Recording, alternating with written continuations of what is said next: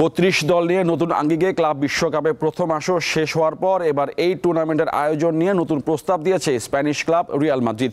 তাদের চাওয়া ক্লাব বিশ্বকাপ 4 বছরের পরিবর্তে প্রতি 2 বছর অন্তর আয়োজন করা হোক। তাদের পাশে আছে বার্সেলোনা, ম্যান ইউ, লিভারপুল ও নাপোলি। ফিফা সমর্থন জানালেও সিদ্ধান্তে এখনও একমত নয় উয়েফা।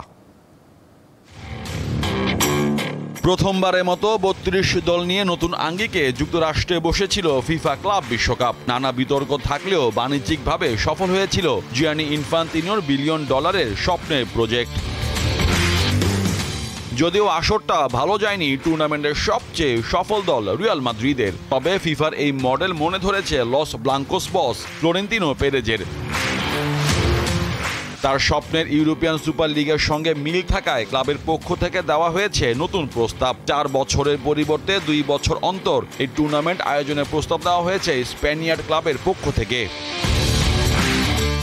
আন্তর্জাতিক সংস্করণের মতো এই টুর্নামেন্টও প্রতি 4 বছর অন্তর আয়োজনের পরিকল্পনা ফিফার। সেই অর্থে পরবর্তী প্রতিযোগিতা হওয়ার কথা 2029 সালে। ব্রিটিশ সংবাদ মাধ্যম দ্য গার্ডিয়ানের প্রতিবেদন অনুযায়ী 2 বছর অন্তর ক্লাব বিশ্বকাপ আয়োজনের প্রস্তাবে সায় দিয়েছে ফুটবলের সর্বোচ্চ সংস্থা ফিফা।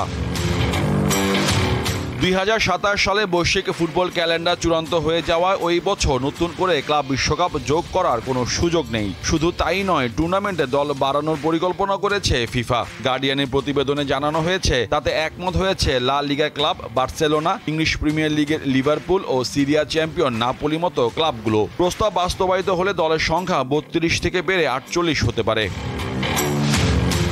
ক্লাব ফুটবল নিয়ে ফিফার এমন তৎপরতাকে ভালোভাবে দেখছে না বিভিন্ন লিগের শীর্ষকর্তারা। ফিফার জন্য সবচেয়ে বড় চ্যালেঞ্জ হলো পেশাদার ফুটবলারদের সংগঠন ফিফপ্রোর সমর্থন আদায় করা। ফুটবলারদের অতিরিক্ত ওয়ার্কলোড নিয়ে ফিফপ্রো দীর্ঘদিন ধরেই সরব এবং তারা ইতিমধ্যে ফিফার বিরুদ্ধে ক্ষমতা প্রয়োগের অভিযোগ এনেছে। ইংলিশ প্রিমিয়ার লিগের প্রধান নির্বাহী রিচার্ড মাস্টার্সও ফিফাকে ক্লাব ফুটবলের পরিবর্তে আন্তর্জাতিক ফুটবলে মনোযোগ দিতে বলেছেন।